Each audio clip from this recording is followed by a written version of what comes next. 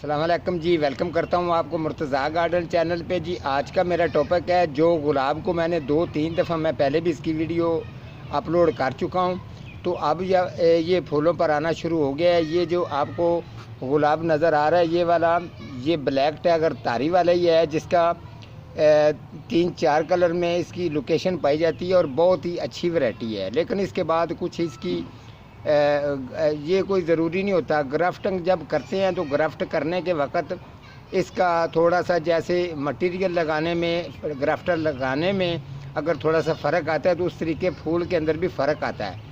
तो लेकिन ये ब्लैक टाइगर जो है ये बड़ी ज़बरदस्त नस्ल है। अभी ये फूलों पर आ चुका है। दरअसल में ये गुलाब, जितने लोग, कुछ लोग परेशान हैं, गुलाब की ग्रोथ रुकती है या इसकी कोई परेशानी अगर आती है तो इसकी वजह होती है कि ये गुलाब दरअसल में सेपरेट जगह मांगता है। इसको आप पौधों के अंदर घुसा के लगाते हैं, इसको बिल्कुल पसंद नहीं है।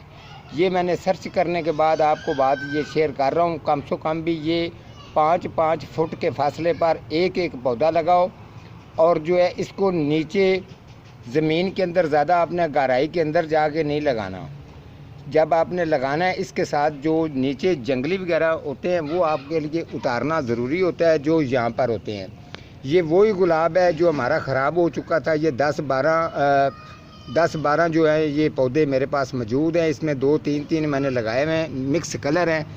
लेकिन ठीक तो मैंने इसको जिस तरीके किया है, आपको पता है कि जिस तरीके से मैंने लकड़ी की राख डाली और वो इंजन का तेल डाला, उसके अलावा स्प्रे इसको किया, फिर जो लिक्विड डाला, ठीक तो मैंने इसको कर लिया। अब ये फूलों पर भी आना शुरू हो चुका है। तो अभी ये आपको नज़र आ रही होंगी जो कलियाँ वगैरह अभी इसको लगना शुरू हो गई हैं। तो अभी जब ये खिलेंगे तो इनके कलर का पता चलेगा तो कौन कौन सा कलर है। अभी इस पर भी मुझे थोड़ा सा डाउट लग रहा है क्योंकि ये मरीचन नस्ल का है। ये इसकी कली जो छोटी सी आपको नज़र आ रही है तो ये खिलेगी, तो तकरीबन इस पर मुझे डाउट है कि अभी ये ठीक नहीं है। तो जो ये आगे पड़े हैं ये भी मैं आपको चेक करवा दूं। जिसका तो पता चल रहा है ना कि ये मेरा ख्याल रेड कलर का ही होगा। ठीक है, तो ये चीज़ होती है कि अब इसमें ये केयर करने पर डिपेंड होता है। अभी मैंने जो इस पर, आपको पता है कि ये पौधे मेरे पास जितने थे इन पर मेरा 1 साल लगा है। पिछले साल मैं ये पौधे लेके आया था मुकम्मल तौर पर। मैंने इस पर जो, जैसे आप समझते हैं, मैंने प्रैक्टिकल की हुई है। लेकिन मैंने इनको संभाला और जिस तरीके, ये कुछ लोगों के पास तो एक भी नहीं बचता, लेकिन मेरे पास ये गिन के पौधे हम लाए थे। इसमें से टोटल 3 या 4 पौधे ख़राब हुए। उसके अलावा सारे पौधे जो हैं वो मैंने बड़ी मेहनत के साथ मैंने बचाए। तो अभी ये फूलों पर आ चुका है इंशाल्लाह। तो जैसे जैसे इसके फूल खिलते जाएंगे ये फिर डिलीवरी के लिए चले जाएंगे। हर चीज़ की अपनी अपनी शक्ल नज़र आ जाती है। जैसे ये पत्ता नज़र आ रहा है, अब इसका फूल नहीं खिला, लेकिन ये वाला रेड है। तो आगे जो ये वाला है, ये जिसके मैंने एक कली काट दी थी, वो फूल मैंने छोड़ दिया था, ये वो ही है बेनज़ीर कलर। ये भी अभी खिलेगा तो मुकम्मल इसका पता चल जाएगा। जैसे कि आप समझते हैं आज एतवार का दिन है, आप भी छुट्टी पर हैं, एंजॉय कर रहे होंगे, खूब आप खुश होंगे। तो आपकी दुआओं से इंशाल्लाह मैं भी ठीक हूँ। तो इंशाल्लाह आपने परेशान नहीं होना। ये जो चीज़ें हैं ये आपको पता है मौसम के साथ साथ पौधों वगैरह की चीज़ चलती है।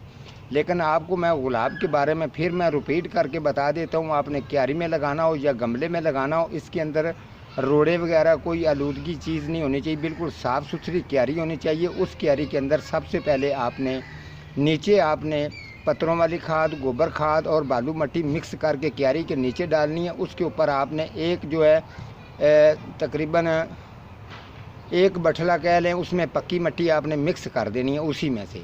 फिर जब आप दूसरे चीज़ लगाएंगे, लगाने के बाद बिल्कुल इसको केमिकल खाद आप ना डालें। अगर केमिकल खाद आप इसको डालते रहेंगे तो बीमारी इस पर अटैक करती रहेगी।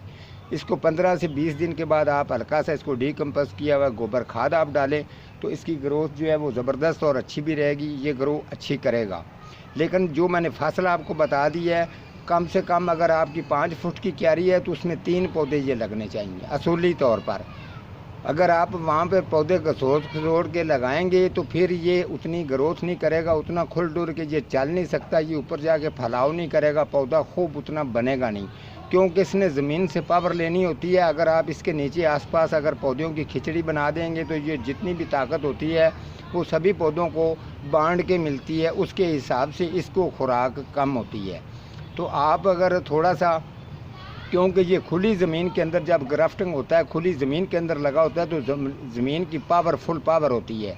बेशक आप वहाँ पर जितने भी करीब लगा लेते हैं उसकी ज़मीन के अंदर ही खाद डाली जाती है, ज़मीन के अंदर खुला पानी छोड़ा जाता है, और उसके अलावा जो भी इनको फार्मूला डालना होता है वो जिस जगह से इसको पानी लग रहा होता है उस पानी के अंदर ही वो इसकी खाद है, कोई चीज़ भी वो फेंक दी जाती है। वो पूरी जितने भी पौधे होते हैं 2 कनाल 4 कनाल उसमें वो सब को जो है ना वो पहुंच जाता है उसका असर, इस तरीके होता है। तो आप लोगों के पास क्यारी होती है या गमला होता है, तो आप इंशाल्लाह इसकी इस तरीके केयर करेंगे तो आपके गुलाब के पौधे जितने भी हैं वो ज़बरदस्त और ठीक रहेंगे। ठीक है जी, आज का मेरा इतने ही टॉपिक है, तो मिलता हूँ किसी अगले प्रोग्राम के साथ। तब तक अल्लाह निगहबान।